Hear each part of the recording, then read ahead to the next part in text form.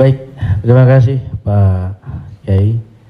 Silakan ada yang mau bertanya, kita minta 2 orang dulu dari teman-teman pelawak dulu. Ya, nampaknya muka lagi banyak masalah. Silakan. Yang mau bertanya? Adek Jigo. Bismillahirrahmanirrahim. Assalamualaikum warahmatullahi wabarakatuh. Terima kasih Ustadz. Kebetulan saya pribadi juga sebagai komedian Ustadz. Dan mewakili teman-teman semua, kakak-kakak, abang-abang semua. Kita di panggung itu selalu menghibur. Namun ketika momen ada sesuatu yang harus kita keluarkan, kadang menjatuhkan orang. Mulai dari fisik, mencela dan lain-lain. Yang saya mau tanyakan, apakah dengan niat kita menghibur menjadi catatan, apakah menjadi catatan dosa untuk kita? Terima kasih Ustaz. Ada seorang ulama dipanggil Imam Abu Hatim, tapi kemudian di ujung namanya itu ditambahkan kata Al-Asam. Asam diambil dari kata summum, bukmun, umyun. Umyun buta, bukmun bisu, summun tuli, peka. Jadi Abu Hatim Al-Asam artinya Abu Hatim peka, tuli. Secara bahasa itu menjatuhkan orang. Siapa itu? Itu Abu Hatim peka, Abu Hatim tuli. Karena ada beberapa orang, ada Abu Hatim, yang ini Abu Hatim peka, tuli. Tapi kenapa nama itu tetap tersemat di belakang namanya? Dan tidak ada ulama yang melarang menggunakan peka itu di belakang namanya. Karena dia tidak merasa dijatuhkan dengan itu. Lalu kemudian itu pula tidak menjatuhkan dia di depan orang banyak. Apa sebab kronologis dia dipanggil Al-Asam? Dia seorang ulama. Suatu ketika dia sedang duduk, datang seorang anak gadis bertanya fatwa kepada dia. Saat anak gadis itu bertanya fatwa tentang hukum halal haram suatu masalah, mungkin karena wallahu alam bisawab atau saking groginya atau kentut anak gadis itu di depan dia. Dia ingin menjaga marwah, harkat, martabat anak gadis ini supaya jangan sampai merasa malu, maka dia diam pura-pura nggak dengar. Akhirnya anak gadis itu nggak jadi malu, pulang dan dia cerita ke orang lain. Aku tadi mengalami begini dan aku kentut di depan Imam Abu Hatim. Terus apa komen dia? Ternyata Abu Hatim itu peka. Dipanggil orang Abu Hatim Al-Asam, peka. Sampai akhirnya setelah anak gadis itu meninggal, Imam Abu Hatim Al-Asam panjang umurnya, meninggal anak gadis itu, barulah Abu Hatim mengatakan, aku sebetulnya nggak peka, hanya ingin menjaga kehormatan dirinya. Jadi kisah Abu Hatim Al-Asam dapat kita pahami 2 makna. Satu sisi ada saatnya kita menjaga kehormatan orang sampai mati dia. Tapi ada satu sisi kalimat yang nampaknya menjatuhkan sebenarnya tidak menjatuhkan selama kita masih saling paham, saling memahami, saling mengerti. Ada kata-kata yang mungkin kita gunakan tapi menjatuhkan dia. Padahal sepertinya pujian. Tapi ada kata-kata yang sepertinya. Jadi kalau sudah saling memahami, orang pun mengerti, maka dia tidak menjadi suatu celaan. Ya ayyuhalladzina amanu, hai orang beriman, ijtanibu katsiran minadh-dhann, jauhilah prasangka buruk, inna ba'dadh-dhanni itsmun, wala tajassasu, jangan mencari-cari kesalahan orang, wala yaghtab ba'dukum ba'dha, jangan ribah membicarakan aib orang lain, la talmizu bil alqab, janganlah kamu menggunakan gelaran-gelaran yang jelek. Bukankah tuli itu gelaran yang jelek? Iya. Tapi saat itu digunakannya bukan untuk menjatuhkan dan mereka saling memahami tentang hal itu. Wallahu a'lam bishawab. Baik Ustaz, satu pertanyaan seputar dunia entertain.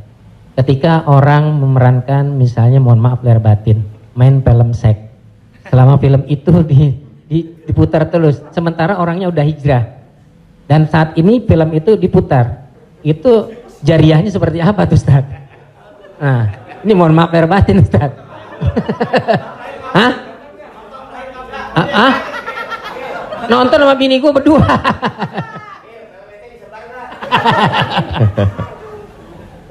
Man sanna fil islami sunnatan hasanatan, siapa yang membuat perbuatan yang baik, falahu ajruha, dia dapat pahalanya, wa ajru man amila biha, dan orang lain yang terinspirasi dengan itu Jadi kalau Paski membuat rumah tahfiz, lalu kemudian komunitas-komunitas yang lain terinspirasi dengan itu, maka dapat pahala min ghairi an yanqusa min ujurihim syai'un.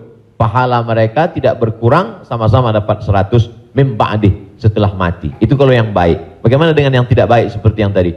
Man sanna fil islami sunnatan sayyi'atan. Siapa yang membuat sesuatu yang tidak baik, falahu wizruha, dia dapat dosanya, wa wizru man amila biha, dan dosa orang lain yang melakukannya.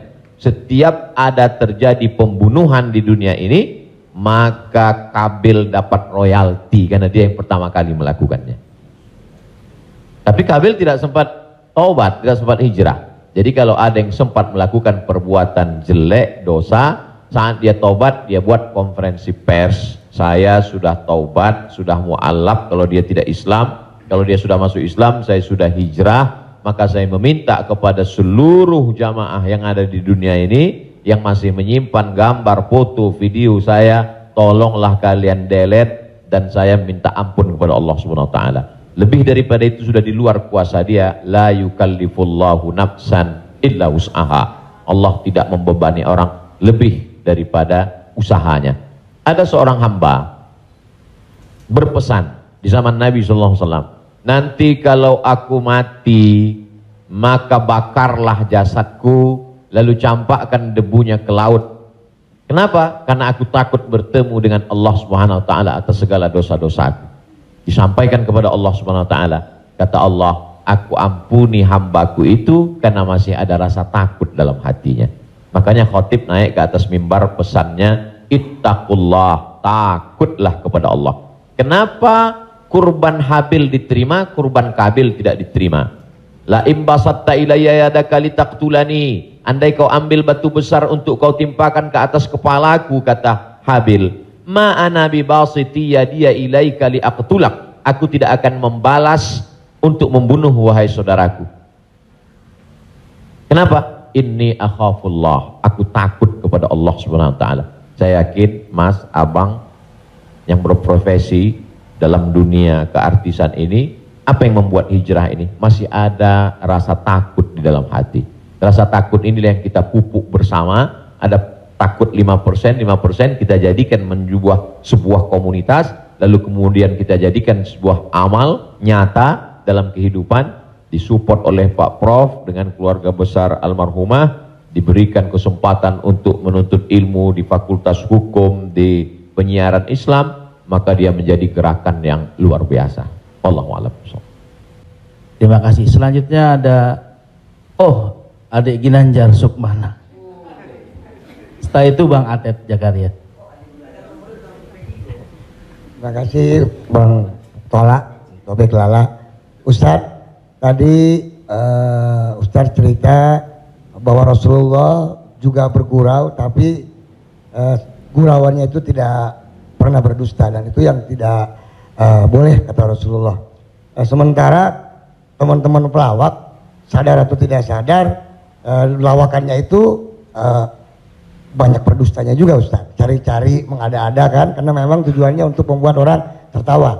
Tapi kalau saya kan, maaf, saya bukan pelawak, saya peragawan Ustaz. Jadi peragawan pakaian anak-anak. Jadi saya dengar dusta kan gitu ya.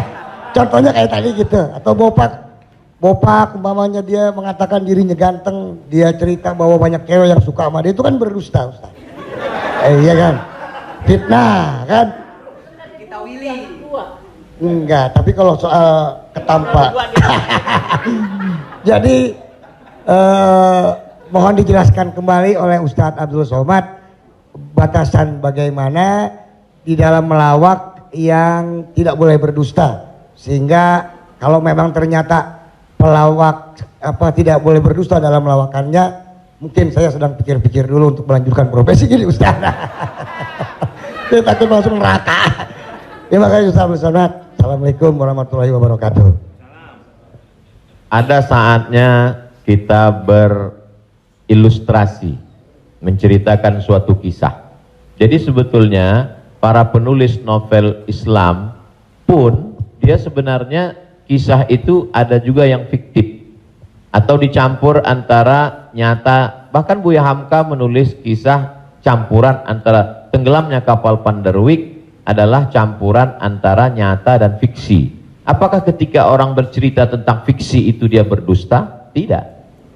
Jadi kita bisa bedakan itu antara orang memang betul-betul dia berdusta. Kemarin saya melakukan ini suatu, padahal cerita itu tidak ada. Beda dengan dia misalnya katakan, saya ini Ustadz seorang peragawan, tapi peragawan pakaian anak-anak.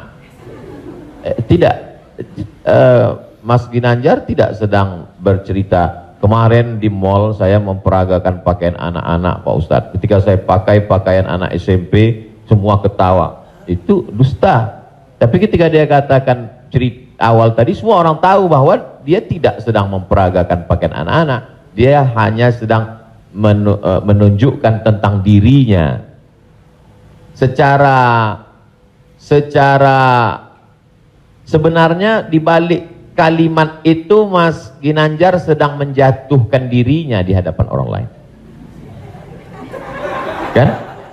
Dan kita tertawa dengan dia menjatuhkan dirinya. Mohon maaf, bahwa beliau mengatakan fisik saya seperti anak-anak dan saya andai pun menjadi peragawan hanya sesuai memperagakan pakaian anak-anak.